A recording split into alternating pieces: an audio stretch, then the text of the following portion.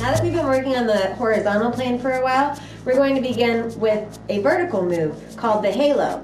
It's actually called the halo for Jesus because it's going to lead you into transitions that'll easily get you to a Jesus in no time at all. The move looks like this: wrist, shoulder, shoulder, wrist. The first transition move that this will lead to is wrist, shoulder, shoulder, wrist, wrist, shoulder, shoulder. Once you learn the first transition, the second one's easy. It will just wind up being shoulder, shoulder, shoulder, shoulder, and so forth. Officially, a halo is just this part where the staff passes over your head, with one wick staying on the front side of your body and just traveling in a U-shaped arc that goes above your head.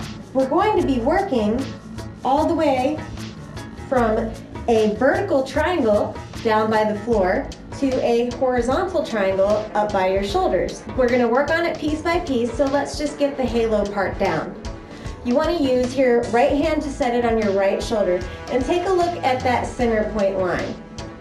If your right hand could easily sneak under that center point so that the black mark was in the middle of your wrist, that's about exactly as far as you want it to be. You want that horizontal triangle to be at an angle kind of like a New York slice. You don't want it too wide or too narrow. I want you to use your right hand to push the staff up very lightly so that the apex of the curve happens right above the top of your head.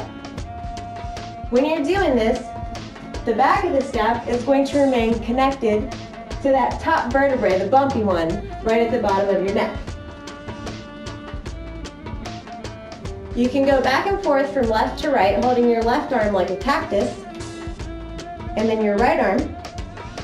Or you can start to envision that triangle a little more clearly by straightening out the arm on the opposite side. Once you feel that this is smooth, then we can move on to the next bit. And it is going to be using your left hand to set the staff on your right shoulder. Sneak your right wrist right up against that center line like we talked about. Now, what we're going to be doing is a mostly vertical flip, utilizing the thumb side lock that we worked on in the horizontal steep in the last few classes. Now, you'll notice that the staff is remaining on the outside of my thumb and the outside of my right forearm. The mistaken tendency that most people have is to really lean their head over to the left and let the staff come very far down horizontally, as opposed to doing a vertical flip. It seems easier, but it's really messing you up. So a drill that you can do is while you have it setting on your right wrist, you can take your left hand and grab the front of the staff. Maintain the connection with the thumb side of your hand and only tilting your head just a little bit, bring it almost in a vertical wheel plane rotation down so that it's still maintaining that connection with the outside of your thumb and the outside of your forearm. Now from the bottom, you can see if you can just let it go, and if you're maintaining enough of a connection to leverage it up onto your right shoulder. We're going to need to do both sides because this is a very mirrored move. So you want to use your right hand to set it on your left shoulder and put the black line in the middle of your wrist. As a guide hand, which will help you learn it quicker, you're going to use your right hand palm facing out to pull it. It's almost a vertical plane, it's a little bit wonk, but while maintaining that connection between the outside of your forearm and the outside of your thumb.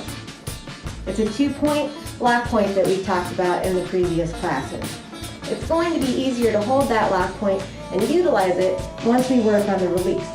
After you've spent a good 5 or 10 minutes figuring out how to make the staff travel vertically instead of horizontally up and down from this vertical triangle to the horizontal triangle, I want you to hold the staff with your right hand, thumb pointing down.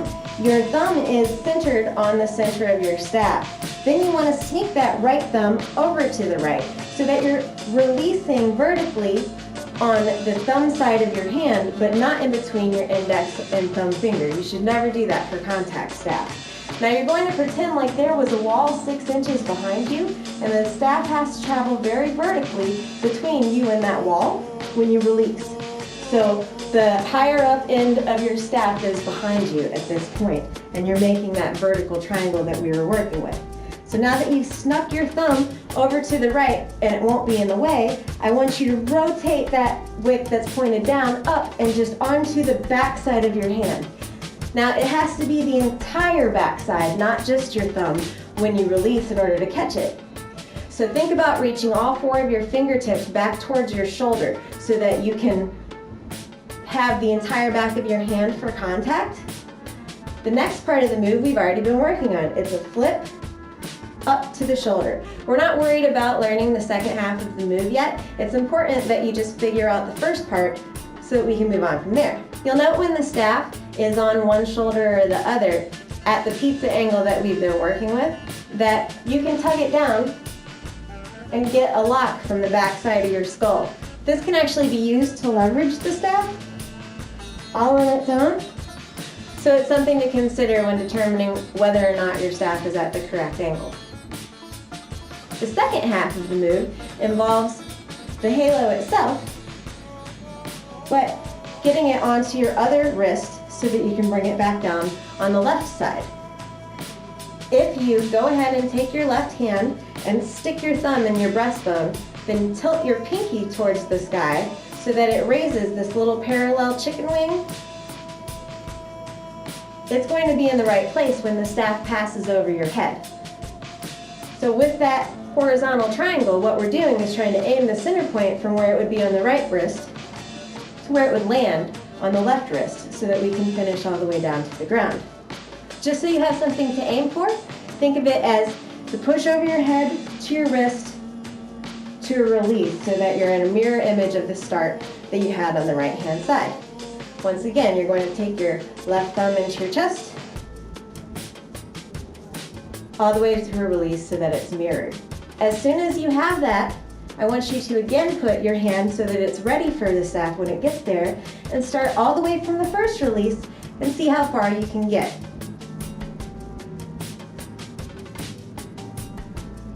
Once you have learned it on the right hand side, it's important to learn it back the other direction because there's so many different variations you can do when you know it both ways. So starting on your left side, holding it with your left hand, and the center is in the middle of your thumb, sneak that thumb over to the left so it's out of the way, and you're in the vertical triangle. You're going to flip it to the back of your left wrist. Once you've mastered getting it onto the entire back side of your left hand, then you can start the work by using your right hand to place it on your left shoulder, sneaking your left wrist up underneath the staff, maintaining connection with the outside of your left thumb, and using your right hand to pull it mostly vertically in wheel plane on the left side of your body, but it's got a little bit of womp to it, until you can really feel that firm connection that's a 2-point lock on your left hand. This one often takes people longer, so go ahead and give yourself the opportunity to practice this for a while if you want to get it better.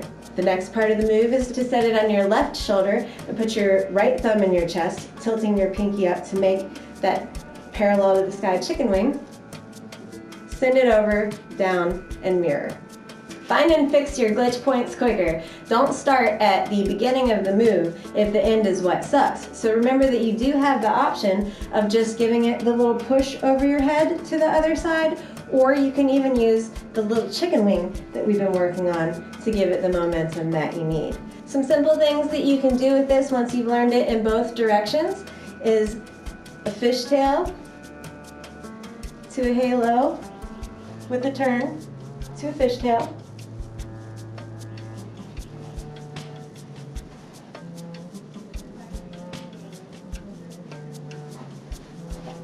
A Jesus